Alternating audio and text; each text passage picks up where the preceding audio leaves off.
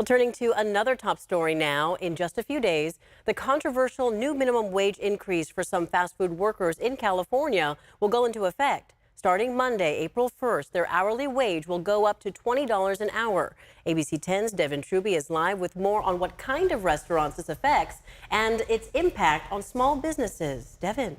That's right, Laura. This bill will require fast food chains with 60 or more locations to pay workers $20 an hour. Now, for most workers, that's a 25% wage increase, or about $4 more an hour. But now, small businesses who aren't required to raise their wages are worried they won't stay competitive in the hiring and they won't be able to take on the extra costs.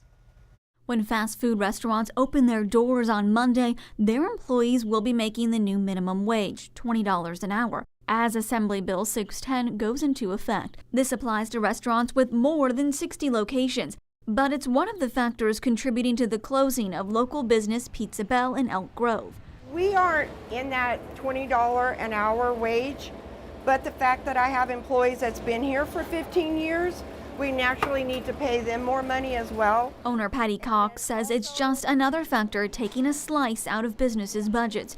Increased rent, costs for food, and now having to pay more competitive wages. I think it's a more thought process because you're asking a business person, a business owner, manager, to pay someone that's 16 years old $20 an hour. I don't believe that minimum wage is to live on. I think it's an introductory to life, get a job experience. The SEIU, the union for these workers, estimates the new wage will help more than 500,000 Californians and apply to 3,000 employers. But Governor Gavin Newsom has created some exemptions.